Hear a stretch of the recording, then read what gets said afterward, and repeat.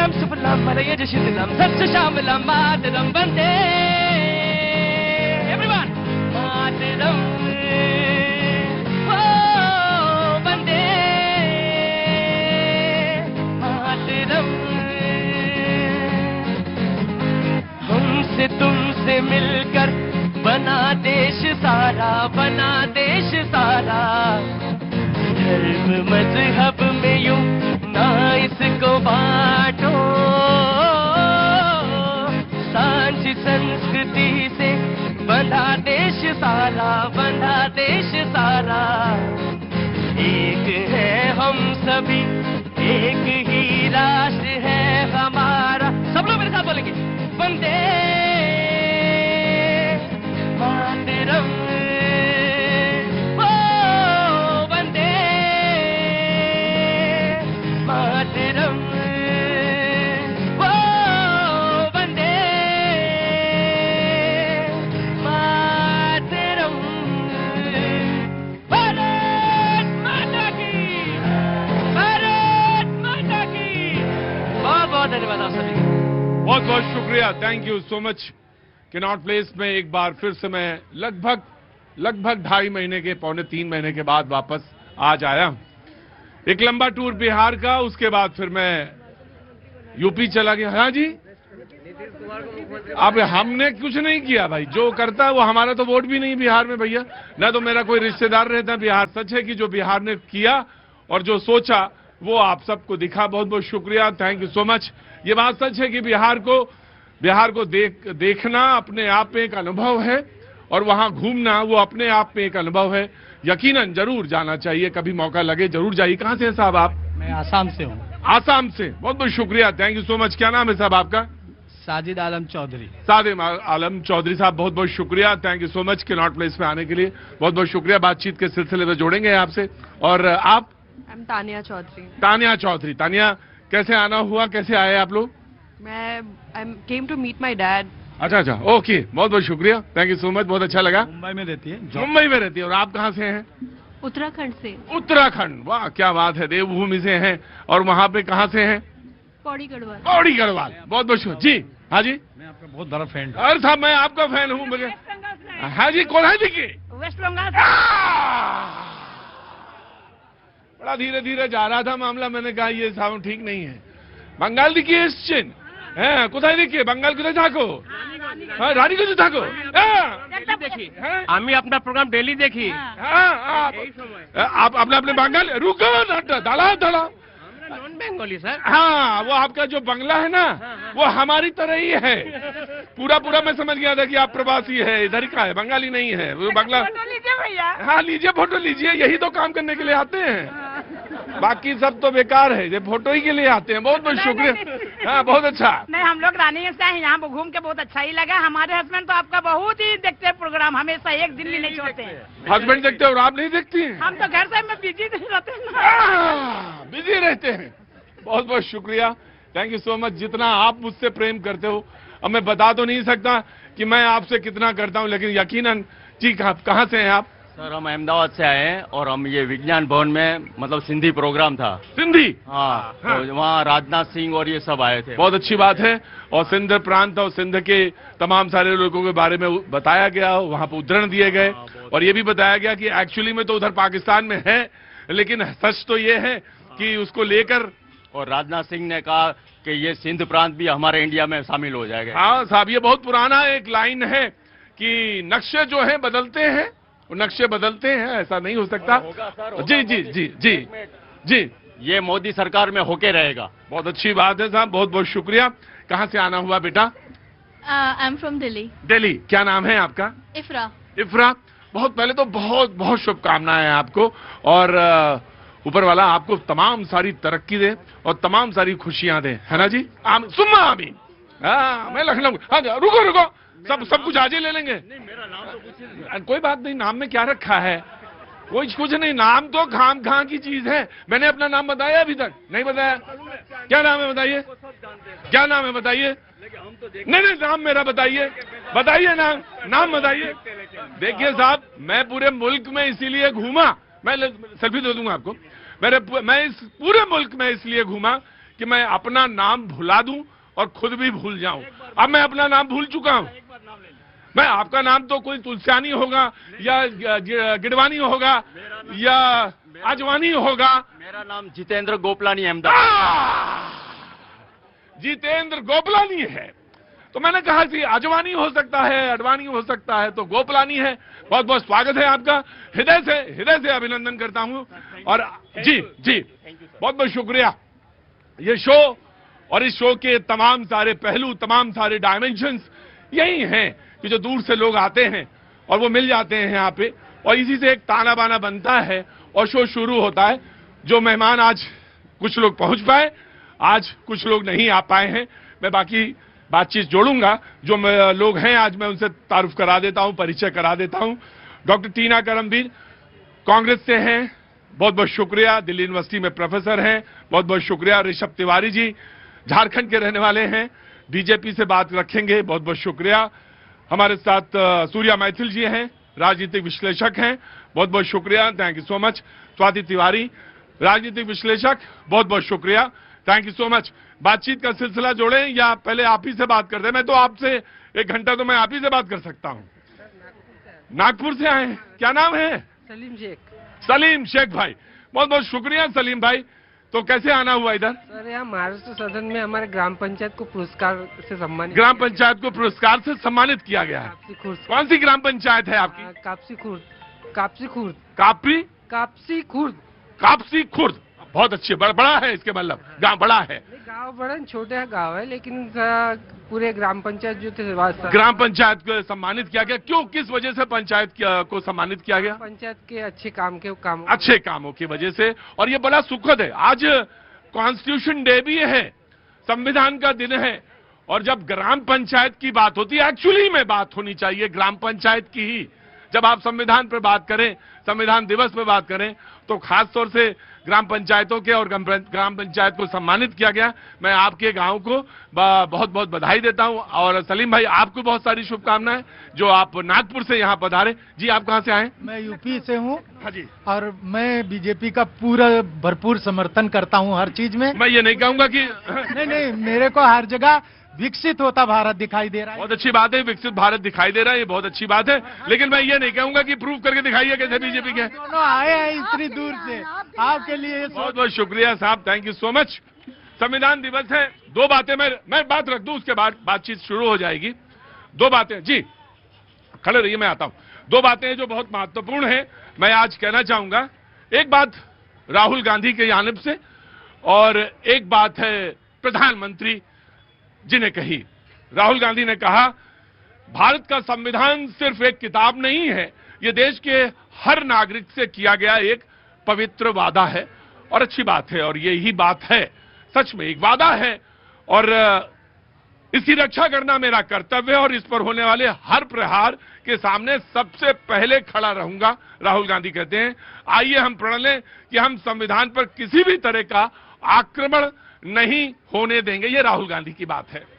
प्रधानमंत्री ने कहा, जो मैं उसको इसलिए बाद में पढ़ रहा हूं कि जो वो कह रहे हैं वो जातीय जिंदगी में, प्रैक्टिकल लाइफ में लोग पूछते हैं कि कॉन्स्टिट्यूशन से कैसे सब कमाल होता है। और अगर आपको देखना हो तो मैं बताऊं आपको, प्रधानमंत्री ने कहा कि 24, मैं एक साधारण परिवार का हूं और पिछले 24 साल से मैं जैसे साधारण परिवार का आता हूं, 24 साल से ज्यादा लगातार सरकार का मुखिया बना हुआ हूं। एक साधारण परिवार का व्यक्ति भी संविधान की बदौलत सरकार का मुखिया बन सकता है। आज भी 2014 का वो पल याद है जब मैं पहली बार संसद में आया था। वो कहते हैं, मैंने लोकतंत्र के सबसे बड़े मंदिर की सीढ़ियों को प्रणाम किया था। देश में संविधान क्या है, और वो ग्राम पंचायत के बारे में आपने कहा, और सरकार का मुखिया बन के खड़ा व्यक्ति जो है वो ये कह रहा है कि 24 साल से मैं हूं जहां पे वो सिर्फ संविधान की बदौलत हूं। समय मालूम है मुझे थोड़ा कम है, नाराज है क्या? है? नहीं, आपसे पूछ रहा हूं मैं, नाराज है क्या? कहां से आई हैं आप? दिल्ली से हैं, तो नाराज मत होइए। आपका चेहरा ऐसा लग रहा था, मुझे लग रहा था कि डांटेंगी आप मुझे। क्या नाम है आपका? है राजराज जी। कैसे आना हुआ इधर? हाँ बस अब हंसदी मेरा मन भर गया, बस भर गया। मैंने कहा ठीक है, पहले तो मुझे लग रहा था डांटने वाली हैं आप। जी सबसे पहले कांग्रेस के प्रवक्ता को बुलाता हूं आगे, उसके बाद ऋषभ जी। जी सभी देशवासियों को संविधान दिवस की हार्दिक शुभकामनाएं। देखिए आज हम संविधान, थोड़ा ऑडियो बढ़ाएंगे जोशी जी, थोड़ा ऑडियो बढ़ा दीजिए। आज पूरे देश में संविधान दिवस मनाया गया और ये संविधान की बदौलत आज हम नागरिक हैं, वरना आज हम प्रजा कहलाते। तो हम सबसे पहले तो बाबा साहब का धन्यवाद करते हैं कि हमें एक ऐसा संविधान दिया जो हमें अधिकार देता है कि हम सब बराबर हैं, हम सब बराबर हैं। लेकिन आज देखिए देश के मुखिया को चिंता ही नहीं है, देश के मुखिया को चिंता नहीं है कि 3 हफ्तों के अंदर 20 बीएलओ ने सुसाइड कर लिया, आत्महत्या कर ली। आपको एक अरे भाई तुम्हें परेशानी है तो थोड़ी देर घूम के आओ ना, या तो आराम से खड़े रहो, मैं आता हूं तुम्हारे पास। संविधान की बात करो, तुम्हें मालूम है तुम सबसे ज्यादा काबिल हो इस भीड़ में, पूरी भीड़ में सबसे ज्यादा काबिल हो। नहीं तो हमसे ज्यादा तुम हो भी नहीं पाओगे इस जन्म में। तो चुपचाप खड़े, ज्यादा बोलने वाला आदमी क्या होता है मालूम है तुम्हें? हाँ चुपचाप खड़े रहना। हाँ जी, ज्यादा बोलना नहीं, मैं आऊंगा तुम्हारे पास। ये संविधान की ताकत है कि जो संविधान को अब तक नहीं मानने वाले लोग थे उनको भी बीजेपी आरएसएस को संविधान के आगे झुकना पड़ गया है। यही वो लोग थे ना जो लगातार बाबा साहब के पुतले जलाते थे, यही संविधान विरोधी बातें करते थे, आज ये संविधान के आगे झुक रहे हैं। तो हम तो संविधान को मानने वाले लोग हैं। और राहुल गांधी जी ने बिल्कुल सही कहा कि वो सबके सामने जिस तरीके से भारतीय जनता पार्टी और आरएसएस के सामने डटकर खड़े हो जाएंगे, क्योंकि लगातार जो संविधान को ये जो लगातार इनका ही नारा था कि ये आएंगे सरकार में 400 पार ले आएंगे तो संविधान बदल। राइट, और टेकिंग योर पॉइंट, वो पुरानी बातें हैं, लेकिन जो नई बात आपने रखी वो सामने। इन्होंने कहा कि संविधान की बदौलत और संविधान में जो वादा और वो संविधान की तस्वीर ये बता रही थी। और इन्होंने कहा कि बीएलओ की तरफ ध्यान नहीं दे रहे, क्योंकि एक बीएलओ की मौत गोंडा में आज यूपी से खबर आई। जी प्रतीक भैया, सबसे पहले संविधान दिवस की शुभकामनाएं इन्होंने कहा, मैं भी कर रहा हूं, लेकिन आज 26/11 भी है और कांग्रेस बीएलओ की बात कर रही है, लेकिन 26/11 में जो देश में इतनी बड़ी आतंकी घटना हुई थी उनमें शहीद वीर जवानों को मैं नमन करता हूं और जिनकी मृत्यु हुई थी उनके प्रति अपनी श्रद्धांजलि अर्पित करता हूं। यह शायद कांग्रेस आज भूलना चाह रही है जानबूझकर। दूसरी बात मैं आपको बता रहा हूं, 2 प्रसंग आपने रखे। पहला, प्रधानमंत्री जी ने कहा कि 24 सालों से मैं संविधान के बदौलत मिस जनता और संविधान के प्यार के बदौलत, प्रैक्टिकल पहलू है वो उसका जो जाती जिंदगी में, बिल्कुल उस पे मैं आज मुखिया के तौर पे हूं और वो जनता भी स्वीकार रही है, खुले दिल से स्वीकार रही है। दूसरा पहलू आपने एक और कहा कि राहुल गांधी जी ने कहा कि संविधान की रक्षा करना मेरा कर्तव्य है। ये वैसा ही बात है कि आपके सामने खड़ा होकर मैं ये कहूं कि मैं पतला लड़का आपके सामने खड़ा हूं जबकि मैं हूं मोटा। अरे नहीं मोटा। अरे पूरी बात सुनिए, कहने का विषय यह है कि इतनी कॉमेडी मत मारो कि कॉमेडी संस्था के चैनल और कॉमेडी शो बंद हो जाए। इसलिए कह रहा हूं कि राहुल गांधी जी के मुंह से जब संविधान शब्द निकलता है तो मुझे आपातकाल का दिन वो याद आ जाता है। जब राहुल गांधी जी के मुंह से संविधान निकलता है तो 1983 का नरसंहार याद आ जाता है।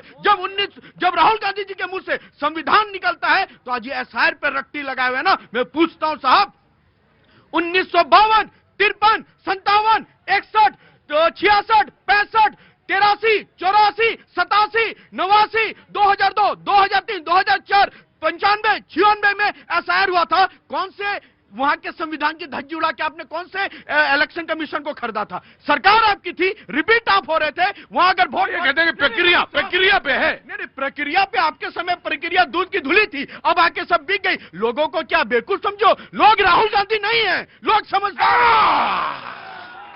ये आपस की जो खींचतान है, खींचतान जो है बड़ी जबरदस्त है। जी जनाब आली आ गए। हाँ कैसे रहे?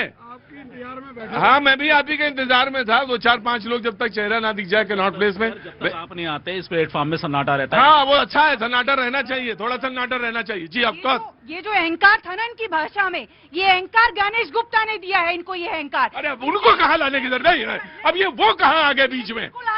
ये आएंगे जिस तरीके से एसआईआर किया है, एसआईआर की प्रक्रिया देखिए, और वोट चोरी करके आप सरकार बना के सीना तान के कहते हैं कि आप सरकार बना लिए। अरे साहब आप कितने बधाई खाएंगे, लेकिन आज विश्व जानता है कि सबसे बड़ी अगर सदी का कोई स्कैम किया है तो वोट चोरी का इन्होंने किया है। और वोट चोरी करके आप सरकार में बैठ गए, लेकिन आप अपनी जिम्मेदारी नहीं निभा रहे। ज्ञानेश गुप्ता की बदौलत आप, फिर यही बात बोलूंगी मैं, आज तो बधाई ज्ञानेश गुप्ता को दीजिए, भारतीय जनता पार्टी मोदी जी को बधाई नहीं मिलनी चाहिए। इनके यहाँ इलेक्शन कमीशन किस तरीके से एजेंट बन के काम करता है वो पूरा देश देख रहा है। राइट, देखिए ये सवाल इस बात का है कि बार बार संवैधानिक संस्थाओं पर चोट और संवैधानिक संस्थाओं पर बार प्रहार, ये गंभीर प्रश्न है जो लगातार सारे लोगों के बीच में घूम रहा है। भैया जी एक बात मैं आपसे पूछता हूं, अगर बिहार के अंदर खड्डे को एक्सप्रेस वे में बदलना वोट चोरी है तो यह चोरी स्वीकार्य है। अगर महिलाओं को हिम्मत देना चोरी है तो यह चोरी स्वीकार्य है। अगर सुनिए, अगर इलेक्शन कमीशन लिखित में दे दे कि 10,000 रुपए ममता बनर्जी भी देंगी, अखिलेश यादव भी देंगे 10,000 रुपए, और 10-10 हजार ही करके सरकार बना लेते हैं, और फिर आप कहते हैं कि वाह हमने सरकार बना ली। भैया जी, हम तो ये कहते हैं साहब, हमें चोर बोलकर छोटा मत बोलो, डकैत बोलो, हमें डकैत बोलो। और हम वो डकैत हैं जो टिंग टोंग करके आते हैं और खुले दिल से बोलते हैं विकास किया है, वोट तो दीजिएगा, और दिल चुरा के वोट लेते हैं, खुलेआम डकैती करते हैं। बड़ी बड़ी परिभाषाएं गढ़ी जाती हैं। चुनाव अच्छा लग रहा है? अरे अच्छा लग रहा है। लड़ाई झगड़ा वाला आपको अच्छा लगता है ना? अभी हम बात करें कि गाय ऐसी पालिए जिसमें इतना दूध हो और ऐसा चारा खिलाइए, मजा नहीं आएगा आपको। हाँ जी, मैं आ गया। हमारे बिहार, हमारे जो बनारस में, हम बनारस की बिलोंग करते हैं। तो बनारस बिहार कहाँ हो गया? सर बनारस यूपी में है ना। हम अच्छा, हमें नहीं पता था। सर हम बनारसी हैं, क्योंकि हम वहाँ पे जो विकास देखे हैं, जो चीज देखी हूँ ना सर, सबने आई प्राउड फील, मतलब कसम से मुझे कुछ भगवान आए हमारे यूपी में। अच्छा तो अंदर आइए जरा देखें। आइए अंदर, आइए। कहाँ से आ रही हैं? अरे क्यों, क्या हुआ था? अब हम भी, अरे हम भी वहीं बनारस के ही हैं। आइए अंदर। टीवी नहीं? हाँ तो भाई टीवी हटाओ यहाँ से। बाजी तुम्हारा ये गड़बड़ है, ये टीवी की वजह से। उसकी बदौलत कर, क्योंकि मैं बनारस। आ गया बेटा, आ गया मेरे पास, आ गया। अरे यार कुछ नहीं बना है बनारस में। ऐसी बात नहीं है। कहाँ भाई रहती हैं? मैं भोजूवीर में रहती हूँ। ऐसा कुछ नहीं हुआ। ये जो टीवी है ना, अरे लड़ाई नहीं, दोनों वो उनका सम्मान करो। और ये भाभी है तुम्हारी? ये हाँ से बिलोंग करती। हाँ, और ये भाभी है तुम्हारी? आराम से रहो। हाँ, वो शादीशुदा है। वो जो उधर जो पहले बोल रही थी वो शादीशुदा है। हाँ ठीक है भाई, रुको। अरे हाँ, अरे देखो बेटा देखो, जो बात सच है वो उसने कही, और वो जो देख रही है उसने वो बताया। ठीक है, तुम्हारी भी बात हम सुनेंगे, लेकिन बोलने के लिए थोड़ा सा सब्र रखो। जी आया। अरे आप तो बोल चुके हैं। अरे एक मैं और बोलना था। नहीं, बार आप ही नहीं बोलेंगे। नहीं, मैं एक बात करना चाहूंगा। हाँ, सबसे पहले तो संविधान दिवस की पूरे संविधान दिवस की सबसे पहले बहुत शुभकामनाएं। जल्दी बोलिए सर। अरे लड़ाई नहीं, अरे हटो, यहाँ तुम यहाँ आगे आओ, यहाँ पास आओ। क्या नाम? वंशिका। ऐसे लड़ाई नहीं करते, क्या कर रही हो? अरे मैं लड़ाई नहीं कर रही हूँ। अरे तो उसको बार कहे, उसको हट हो जाएगा। वो शुरू कर रही है तो भाई बनारस की बेटी हो या बहू हो? बेटी बहू दोनों है। लड़ाई झगड़ा नहीं। हाँ कहाँ गए? बोलिए सर, क्या नाम है? श्याम तिवारी। श्याम तिवारी जी कहाँ के रहने वाले हैं? मैं रहने वाला बिहार का हूँ। मैं बॉम्बे में काम करता हूँ। बॉम्बे में काम करते हैं, बिहार के रहने वाले हैं। काम से आया हूँ। हाँ एक लाइन की छोटी सी बात कहूंगा। जी आप सुनो, तो तुम उसमें निपटारा ना कराओ, तुम खड़े रहो। हाँ सर देखिए, जरूरत नहीं है माचिस की आग लगाने के लिए, हम में ही है इतनी जलन भरी, काफी है घर जलाने के लिए। साहब जो हम लड़ रहे हैं, तू चोर है, मैं ईमानदार हूँ, फलना चोर है, फलना ईमानदार है, ये मुझे लगता है कि ये बच्चों वाली जो बिल्लियां जैसे लड़ती है, खंबा नोचती है, ये वो वाली बात है। जिम्मेदारी हमें मिली है, हमें अपनी जिम्मेदारी ईमानदारी से करनी है, बात खत्म। सामने वाला चिल्लाएगा, वो चिल्लाने दो, उससे फर्क नहीं पड़ना चाहिए। हमें हमारा काम ईमानदारी से करेंगे, विकास अपने आप हो जाएगा। नहीं, आज का समय ये भी लोग कहते हैं कि बताएंगे नहीं तो लोग जानेंगे कैसे? देखिए जी, अगर हम खाना खा लिए हैं और हमारा पेट भरा हुआ है तो हम चलेंगे सड़क पे तो पता चल जाएगा ये आदमी ठीक है, खाना पीना खा के आया है, भूखे पेट नहीं है। रुको गोपलानी साहब मैं आ रहा हूँ। पहले सूर्या मैथिल से पूछूंगा, फिर गोपलानी साहब से आऊंगा। सिंधी सम्मेलन में आए हैं, गोपलानी साहब आए हैं, और अहमदाबाद से आए हैं, और नक्शे की बात भी की थी इन्होंने। सब याद है गोपलानी साहब, पता देके जाइएगा। जी आइए साहब। और सिंधियों का तो बहुत विशेष ध्यान रखा जाता है, और बात करूंगा मैं आपसे। हाँ जी। धन्यवाद प्रतीक जी। पहले तो आपको और पूरे देश को भारत माता की जय, वंदे मातरम। और आज जो हमारे बीच में नहीं रहे, 26/11 के ऊपर शहीद हुए, चाहे वो हमारे नागरिक हो, चाहे वो हमारे पुलिस बल के जवान हो, उन सबको, हम सबको शत नमन करना चाहिए। दूसरी चीज, संविधान दिवस भी है आज, और संविधान पे बड़ी बड़ी बातें भी कांग्रेस की प्रवक्ता ने की। मुझे 4 लाइनें इनके लिए याद आ गई। उनकी याद आई तो कुछ जख्म पुराने निकले, दिल की मुट्ठी को कुरेदा तो कुछ खजाने निकले, और जो शहर में करता था सांप के कांटे का इलाज, अगर उनके तहखानों को जब हमने टटोला तो सांपों के ठिकाने निकले। ये बात कर रहे हैं यहाँ पर संविधान की, ये बात कर रहे हैं बाबा साहब भीमराव अंबेडकर की। भारत रत्न किसने दिया, पहले ये मुझे बताएं। दूसरी चीज, अंबेडकर साहब को हराने का काम किसने किया, ये बताएं। तीसरी चीज, आपकी 7 साल तक सरकारें रही, आप बाबा साहब का नाम अब लेके सुबह दोपहर शाम याद करते हैं। पंचतीर्थ किसने बनवाए, जरा मुझे बता दीजिए। सारा काम नरेंद्र मोदी ने किया, सारा काम गैर कांग्रेसी सरकारों ने किया, और आप आज बैठकर बाबा साहब के नाम का झुनझुना बजा रही हैं। दूसरी चीज, ये राहुल गांधी जी के विषय में इतनी सारी बातें कर रही हैं।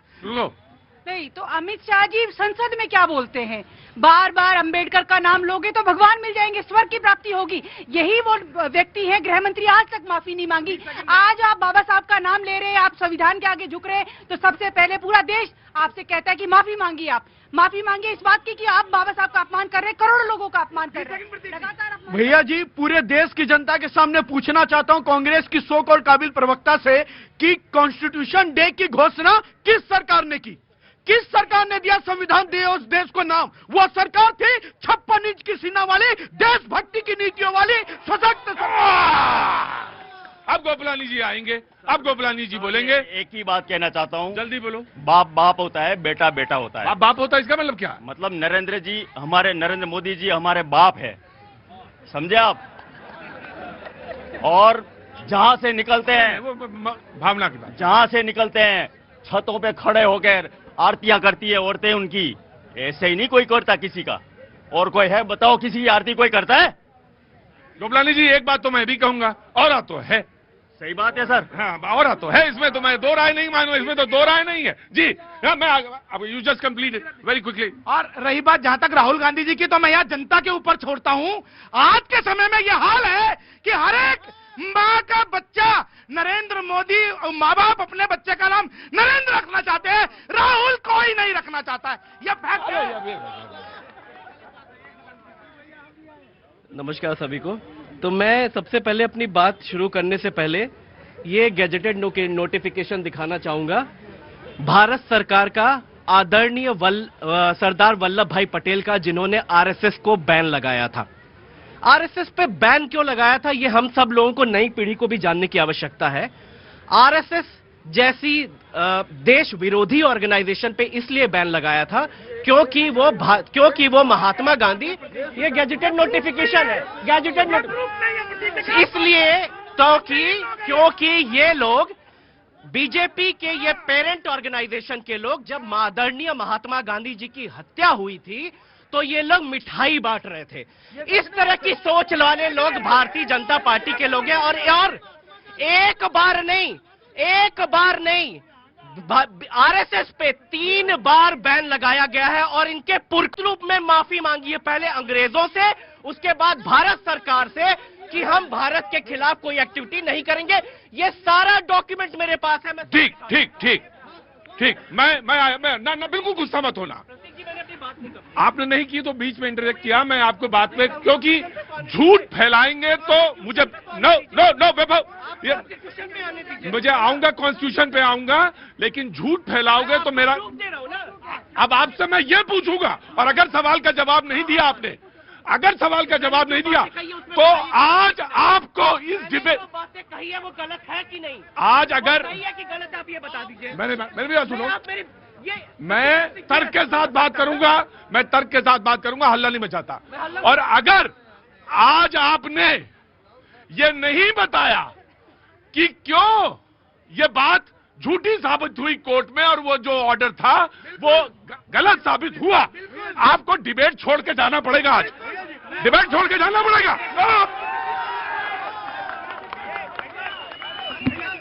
मैं किसी का तर्क नहीं सुनूंगा। अगर नोटिफिकेशन दिखा रहा हूं, नहीं प्रतीक जी, ऐसे बिल्कुल आपको कुछ नहीं मालूम, आपको कुछ नहीं पता। मैं आपसे एक सवाल, बताएंगे आप वहां बैठ जाइए, आप बैठ जाइए, वहां जाइए, बैठ जाइए। मैं आपसे एक सवाल पूछूंगा, मुझे टेल मी, अगर ये जो गैजेटेड आप दिखा रहे हैं उसके बाद कोर्ट में क्या हुआ, कोर्ट ने क्या कहा, अगर नहीं बताएंगे तो मैं आपको नहीं डिबेट में। मैं आपको गेस्टेड नोटिफिकेशन के बारे में बताऊंगा। ये सरदार अधूरी जानकारी देना, अधूरी जानकारी देना, ये वही है कि कौवा कान ले गया, अधूरी जानकारी ले गया। जी आपके कहने ये नहीं प्रतीक, मैं तो ये कहती सरदार वल्लभ भाई पटेल। इसके बाद कोर्ट में क्या हुआ, कोर्ट में क्या हुआ, कोर्ट में क्या हुआ, कोर्ट में क्या हुआ, चिट्ठी में क्या लिखा था? भैया जी केजरीवाल पार्टी इक्वल टू झूठ से कुछ नहीं होगा। केजरीवाल सुनिए बोलने मत दीजिए। देखिए आप, मैं चाहूँ, बोलने नहीं दे रहे मुझे। मैं सिर्फ बोलने की बात नहीं कह रहा हूँ, मैं डिबेट से आपको बाहर भी कर दूंगा, मैं डिबेट से बाहर भी कर दूंगा 2 मिनट में। रिजल्ट बताओ क्या हुआ, रिजल्ट बताओ क्या हुआ। झूठा है भैया जी, एक बात तो स्पष्ट है कि भारत हटिए एक मिनट के बाबा, एक तो शांत खड़े रहिए, चुपचाप आराम से पानी पीजिए, लीजिए। मैं पानी पी के आया हूँ बहुत इत्मीनान से। पता नहीं किसका मुंह देख के आए, बहरहाल है बड़े गुस्से में आप। और अगर वही मुंह देख के आए हैं तो शांत हो जाइए। भैया जी, देश की जनता ने, मैं आपसे पूछूंगा इसका रिजल्ट बताइए, कोर्ट में क्या हुआ था और उन्होंने वर्ड क्या कहे। आप गैजेट को सही मानेंगे या गलत मानेंगे? ये इंक्वायरी सेटअप हुई, मेरे भाई इंक्वायरी सेटअप हुई। पटेल ने लेटर लिखा था कि नहीं? ये बात बाबा साहब अम्बेडकर की हो रही थी, है ना। ये भाई साहब ने क्यों बोले कि आरएसएस को बैन करना चाहिए, क्या तरीका है। देखिए भाई साहब, देश में रह रहे हो, देश हित की बात होनी चाहिए। इस तरीके से ये बोले कि आरएसएस पे बैन लगना चाहिए, ये वो, तो ये भाई साहब ठीक है, टेकन पॉइंट। भैया जी ऐसा है, वो पानी नहीं पियेंगे, इसलिए पानी नहीं पियेंगे कि दिल्ली की जनता, देश की जनता ने पानी पिला के हराया है केजरीवाल को, इसलिए पानी पीने लायक नहीं है वो। दूसरी बात मैं आपको और बता रहा हूँ कि पर्यायवाची शब्द में एक शब्द को ऐड किया गया है, छलावा इक्वल टू केजरीवाल। मैं बिल्कुल बता रहा हूँ, मैं रोक रहा हूँ, 1 मिनट रुका। देखिए भाई, अरे रुकिए, मैं 1 मिनट रुकिए, दोनों लोग रुकिए। अरे भाई रुको, क्या हुआ बताओ। नहीं सर, मैं बोल रहा हूँ कि बोले केजरीवाल पे पर्सनल अटैक ना करे, तो वो भी तो आरएसएस पे पर्सनल अटैक किया है। आरएसएस पे भी तो अटैक है सर, आरएसएस पे भी अटैक। ठीक, 1 मिनट को। आज अगर अच्छा होता, ये अगर पटेल जी का वो नोटिफिकेशन या गैजेट का वो हिस्सा ना पढ़ के ये पूछते कि दिल्ली सरकार मुझे ये बताए, आम आदमी पार्टी ये पूछे कि दिल्ली सरकार मुझे ये बताती, और कहां गई दिल्ली सरकार जो पोल्यूशन पर इतने बड़े वादे कर रही थी। अगर ये सवाल आज पूछता है एपी आम आदमी, रुकिए, आपको डिबेट करनी नहीं आती नहीं, तो मुझे आज आप कॉन्स्टिट्यूशन पे बात कर रहे हैं ना, मैं कॉन्स्टिट्यूशन पे पक्ष रख रहा हूँ ना। तो आरएसएस कहां से आ गई इसमें? अरे अब मैं बोलता हूं, अब रुको, तुम हटो, मैं बोलता हूं, अब मैं बोलता हूं। ये वो पार्टी है जो सड़क पे लेटती है, गद्दा बिछा के लेटती है और कहती है कि मैं उठाऊं। ये वो है, जरा सी तस्वीर दिख रही है, पहले झांक के देखो फिर बोलो।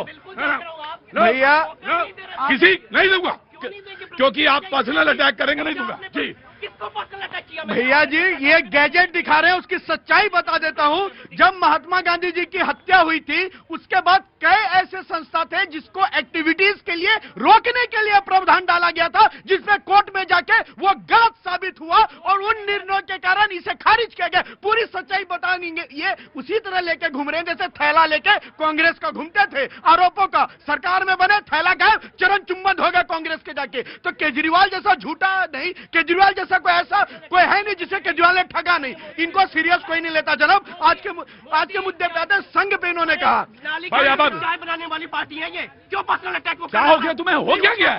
तुम्हें हो क्या गया? पर्सनल अटैक करेंगे तो प्रतीक जी सुनना पड़ेगा। मैं आ रहा ऐसे नहीं हो सकता। आ रहा हूँ। चलिए आ रहा। भैया जी पर्सनल अटैक पे बड़ा बिल आ गया साहब।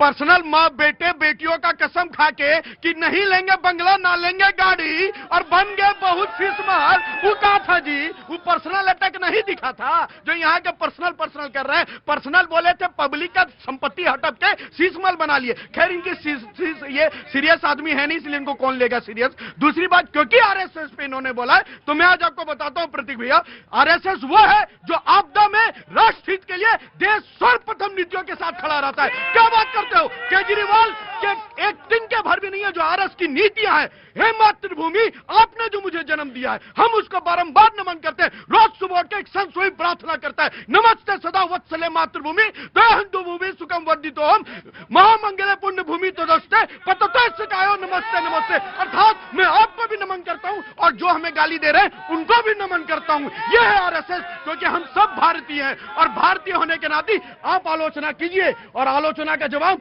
हम बौखलाएंगे नहीं साहब। आपको जब आप बोल रहे थे मैंने सबको रोका, क्योंकि जवाब मैं आ रहा बाबूजी, मैं जब सत श्रीकाल मुद्दा क्या है? मुद्दा इन्होंने पलट दिया। मुद्दा इन्होंने आरएसएस का विरोध सुन लिया, जबकि इनका अगर मैं इनकी जगह होता तो मैं सवाल यही पूछता कि बताओ दिल्ली की सरकार, तुमने ये कहा था कि ये पोल्यूशन और ये तमाम वादे, मैं ये पूछता, लेकिन इन्होंने अपने मौका गंवाया। और जब तुम बोल रहे थे मैंने बिल्कुल नहीं टोका, तो मैं बाकी लोगों को रोक दिया। मैंने इसीलिए रोका क्योंकि मैं ये देखना चाहता। रुको भाई, मैं बोले तो भाई आप you are very intelligent man, पर मैं तुमको ये जानना चाह रहा था। No this is not the way. मैं तुम्हें ये जानना चाह रहा था, जो मुद्दा तुमने 3 बार कहा कि बैन लगा, तीनों बार कोर्ट ने क्या कहा ये भी आपको बताना चाहिए था। एक और चीज मैं बता दूं प्रतीक जी, मैं बता रहा हूं, कोर्ट ने जब इंक्वायरी कंडक्ट हुई थी उसके अंदर किसी प्रकार का कोई भी संबंध ना तो महात्मा गांधी जी की हत्या से निकला था और ना ही किसी राष्ट्र विरोधी गतिविधि में निकला था। इसलिए अदालत ने बाइज्जत किया, कहा था कि राष्ट्रीय स्वयंसेवक संघ एक देशभक्त संगठन है। एक चीज और, अच्छा दूसरी बात तो ये है कि आपकी तो पंजाब में सरकार है, यहाँ पे आके आप भाषण दे रहे हो, वहां जाओ बैन करो जाके, यहां आप भाषण दे रहे हो इसलिए क्योंकि मुद्दा है ही नहीं, और जो मुद्दा है वो उठा नहीं सकते आप। ये है दिक्कत, ये है जी। आरएसएस अगर भारत में है तो संविधान सुरक्षित है, संविधान का कोई रक्षक है सबसे बड़ा तो आरएसएस है। और इमरजेंसी में लाखों स्वयंसेवकों ने संविधान की रक्षा के लिए जेल जाना स्वीकार किया। अरे बाबूजी, अभी केरल में लैंडस्लाइड हुआ, सबसे पहले अगर पहुंचने वाले लोग थे तो वो थे। अपनी जान को खतरे में डाल करके आरएसएस के लोग हर आपत्ति के समय सीमा पर अगर। क्या नाम है आपका साहब? मनोरंजन कुमार सिंह। मैं मनोरंजन जी, आपका बहुत बहुत स्वागत है। कहाँ से आना हुआ? बिहार से आया। बिहार से आए हो जी। नो, ये बोली नहीं। सबसे पहले तो संविधान दिवस की सबको बहुत बहुत बधाई और शुभकामनाएं। आज प्रधानमंत्री मोदी जी ने हमें हमारे मौलिक अधिकारों का भी स्मरण करवाया है। तो जिस अभिव्यक्ति की आजादी का आधा अधूरा प्रयोग हमने अभी यहाँ पे देखा, तो उसके साथ अधिकार के साथ कर्तव्य भी जुड़ा हुआ था कि तथ्यात्मक बात करें। ये हुई संविधान की पहली बात। दूसरी बात, टीना जी बहुत आक्रामक रूप में बात कर रही थी, संविधान के लिए ये किया भाजपा ने, वो किया। मैं ये जानना चाहती हूँ कि वो संविधान जिसके पृष्ठ में शुरुआत में श्री राम है, श्री राम दरबार का चित्र अंकित है, उस श्री राम के अस्तित्व को नकारने वाले, अदालतों में घसीटने वाले, श्री राम सेतु का विखंडन करने वाले, श्री राम मंदिर को जो है वो हटाने वाले, उसका विरोध करने वाले लोग संविधान को कैसे मानेंगे जब उनके मूल तत्व में ही श्री राम है, उनके अस्तित्व को ये लोग नकारते हैं। ठीक है जी। हम पहली बात तो हमें मोहब्बत फैलाने वाले लोग हैं, नफरत नहीं फैलाते आप लोगों की तरह। आपकी बात नहीं, कोई नहीं टोकेगा, बोलेगा इसको इख्तियार है। सूर्य महफिल को जवाब दे देते। ये पूछ रहे थे कौन राहुल गांधी, तो सुनो राहुल गांधी की बात। कि आपको बताना चाहते हैं? नाम तो सुना ही होगा। नहीं, बीच में नहीं टोकेंगे, वो बहुत गलत बात होती। जी सुना होगा राहुल, आपने सुना होगा लगातार यू टर्न किसने लेना पड़ा? लेटरल एंट्री पे आपको यू टर्न लेना पड़ा। काले कृषि कानून लेने पड़े तो आपको लेटरल एंट्री, काले कृषि कानून पर आपको यू टर्न लेना पड़ा। इसी तरीके से जीएसटी, गब्बर सिंह टैक्स, तब आपको यू टर्न लेना पड़ा। और आपको लगातार यू टर्न ही लेना पड़ता है क्योंकि राहुल गांधी खड़े हो जाते हैं लोगों के अधिकारों के लिए, नागरिकों के अधिकारों के लिए। लेकिन ये लोग सामान्यीकरण करना चाहते हैं, सब कुछ अच्छा चल रहा है, लेकिन उस पर बात नहीं करेंगे कि 20 लोग क्यों मर गए, 20 लोग कैसे मर गए, उस पर बात नहीं करेंगे। यहाँ एक क्रिकेटर की उंगली भी चोट हो जाती है तो मोदी जी ट्वीट कर देते हैं। आज BLO नहीं दिख रहे उनको, आज इस देश में इतना कुछ हो रहा है वो नहीं दिख रहा है। सब कुछ जो है इनको सिर्फ ये दिख रहा है कि सब कुछ सही चल रहा है। इसी मैं आ गया। एक सेकंड, नोटबंदी पे लाइन में लगवाया, SIR पे लाइन में लगवा रहे, और ये विषय से इतर जाएंगे तो कभी नहीं मौका लगेगा। ये चाहते हैं, ये मेरा अधिकार है, मैं दूं या ना दूं। चाहते हैं कि हम तो वोट चोरी करके सरकार बना ले और जनता लाइन में लगी रहे। इनका उद्देश्य यही है, लेकिन इनकी मंशा सफल नहीं होने वाली। हम लोग लगातार ये टेकन योर पॉइंट। अगर एजेंडा घर से सेट करके चलेंगे कि आज हमें ये बोलना है, चाहे कोई, हमको निबंध गाय पे ही लिखना है, चाहे आ जाए घोड़े पे। हमने पूछा अरबी घोड़ा बढ़िया, तो इन्होंने अरबी घोड़ा पे नहीं लिखा, बोले गाय के 2 सींग होती हैं, 4 टांगे होती, ये नहीं चलेगा। एजेंडा ना तो मैं एजेंडा चलने दूंगा और ना यहाँ पे एजेंडा तय करके आओ। कैसे आएंगे गुरुजी? ठीक है, हाल ना हो जाए, ऐसा ना हो। मैं आ गया, शत्रुघ्न सिन्हा वाले पे भी आ गया। जी, समाजवादी नेता पहली बार यहां डिबेट में शरीक हो रहे हैं। प्लीज ताली बजा के इनके लिए स्वागत करिए, बड़ा अच्छा बोलते हैं। मेरी 3 डिबेट ये कर चुके हैं। जी, बहुत बहुत स्वागत है आपका, बहुत बहुत शुक्रिया।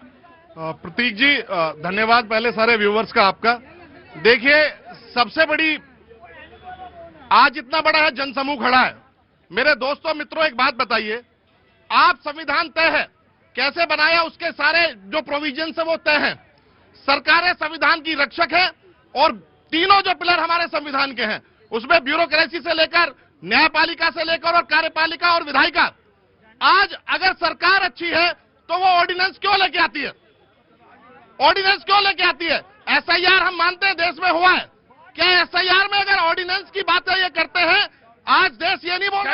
एक मिनट, हाँ, बाकी अंकल वहां बैठेंगे। हाँ, आज देश ये नहीं कह रहा कि SIR, आज देश मांग रहा है कि जो BLOs हैं जिनके ऊपर प्रेशर है उस प्रक्रिया में टाइम देना चाहिए, और जो विपक्ष की सबसे बड़ी डिमांड है उस प्रक्रिया में टाइम देना चाहिए। और जो सबसे बड़ी विपक्ष की डिमांड है, अगर आपको SIR कराना तो हड़बड़ी नहीं होनी चाहिए।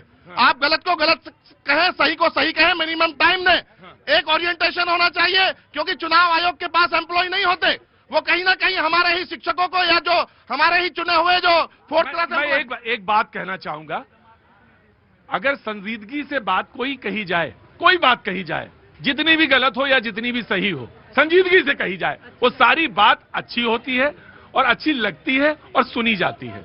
मैं आपका स्वागत करता हूं इस बात के लिए, बहुत स्वागत करता हूं। आपने प्रक्रिया पे सवाल उठाया है, आपने कहा कि टाइम स्ट्रेच क्यों नहीं किया जा सकता, टाइम स्ट्रेच किया जाए। प्रतीक जी, प्रत्येक व्यक्ति जो यहाँ पे समझदार व्यक्ति खड़े हुए हैं, लोकतंत्र की सबसे बड़ी ताकत है वोट की ताकत।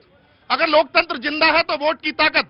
और हमें धन्यवाद देना चाहिए अपने लोकतंत्र के बनाने वालों को, जिन्हें में जो आजादी के 35 साल बाद लोकतंत्र में पता चला कि महिलाओं को समान अधिकार देने चाहिए।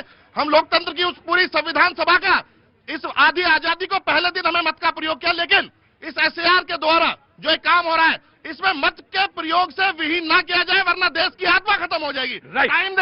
टाइम दे, क्या जल्दी है, हड़बड़ी क्या है? Right, taken your point. और एक बहुत महत्वपूर्ण बात यह है कि शिकस्त किसी की भी हो सकती है पार्टी में। पार्टी सिस्टम है ना, तो कोई भी हार सकता है, कोई भी जीत सकता है, और कोई लग रहा है कि ये तो अपराजेय हैं, ये तो इनको तो हराया ही नहीं जा सकता, लेकिन लोकतंत्र में ये हो सकता है। लेकिन इस छटपटाहट में ऐसा कोई काम ना करें, ऐसी हार हो रही है, शिकस्त हो रही है, ऐसा कोई काम ना, आपको नहीं कह रहा हूं, कोई काम ऐसा ना करें कि जैसे लगे कि अरे ये कैसा काम कर रहे हैं आप, ये ना कि हार रहे हैं तो आप ऐसा करते जाना, ऐसा ना बिल्कुल ना करें, ठीक है ना? हाँ, बिल्कुल ना करें। जी, वेरी क्विक। भैया जी सबसे पहले इनको ये कह रहा हूं कि 9 स्टेट और 3 यूनियन टेरिटरीज में एसआईआर हो रहे हैं, जिसमें से अधिकतम हमारे शासित राज्य के हैं। वहां से तो हम कोई बेचैन नहीं हो रहे साहब, हमारा भी वोट कट सकता है जो हमारे वोटर। ये तो इन्होंने पूछा कि बीजेपी वाले में भी क्या है। दिक्कत क्या है भाई साहब, मैं बता रहा हूं। दिक्कत इनको एसआईआर से है नहीं, दिक्कत इनको एसआईआर के इनके फॉर्मूले से है कि जो स्पेशल इल रेसिडेंसी इनके है ना, उनके प्रति इनकी हमदर्दी है। और जब समाजवादी पार्टी संविधान बोलती है, अब जब समाजवादी पार्टी लोकतंत्र बात करती है, और जब समाजवादी पार्टी समाजवाद की बात करती है, तो उनको पार्टी के गठन और निर्माण की याद भी आनी चाहिए कि समाजवाद पार्टी बना किससे लड़के था। उस कांग्रेस से लड़के जिसने संविधान की धज्जियां उड़ाई थी। आज उसके कोर्ट में जाके आरजेडी हो, समाजवादी हो और अन्य घटक दल जाके बैठ गए। भाई साहब आपका उपाधि हुआ है आपातकाल की नींव से, आपका भी मुखिया गया कांग्रेस की इतर। देखिए किसका कहां से हुआ क्या नहीं हुआ वो एक अलग विषय है, लेकिन एक बात बताइए मेरे, देखिए मेरे साथियों, एक भाई आपको मैं एक बात बता दूं, चुनाव हारना जीतना या कोई भी ऐसा पक्ष नहीं खड़ा है जो चुनाव लगातार ना हारा हो, और ऐसा कोई पक्ष नहीं है जो चुनाव लगातार ना जीता हो, वो एक अलग विषय है। लेकिन आप जो ये व्यवस्था को, और दूसरी बात स्टेट में कितने स्टेटों में हो रहा है, आपको ये भी एक बात पे ध्यान देनी पड़ेगी। 12 स्टेट में बेशक हो रहा है, लेकिन 15.5 करोड़ अगर मतदाता है, सबसे बड़ा प्रदेश है उत्तर प्रदेश। आप छोटे छोटे दिल्ली में अगर कल को एसआईआर होने लगे, अबे कितना वोटर है, 2.5-3 करोड़ वोटर अगर वोटिंग करता है, और हम 15.5 करोड़ उत्तर प्रदेश में, हमें 3 महीने से पहले एसआईआर नहीं होना चाहिए। 80 सीटें हमारे पास। राइट, बोलो भैया जी। सबसे पहले मैं, जो प्रोफेसर साहिबा ने कहा है कि बिहार में 10,000 रुपये वोट बिक गए हैं, तो बिहार की उस महिला से जाके आप पूछिए जो बेरोजगार है। 10,000 पैसा सरकार ने महिलाओं को रोजगार के लिए दिया। और नीतीश कुमार का ही देन है कि बिहार के मध्यम वर्ग का लड़का पढ़ ले रहा है। 4 लाख लोन दिया नीतीश कुमार ने। मैं खुद छात्र हूँ, मैं एक छात्र का दर्द जानता हूँ। वो दिल्ली रहते हो, नहीं जानते बिहार के बारे में। बिहार के लोगों ने वोट चोरी के खिलाफ वोट दिया है। जो संविधान, जो आम आदमी पार्टी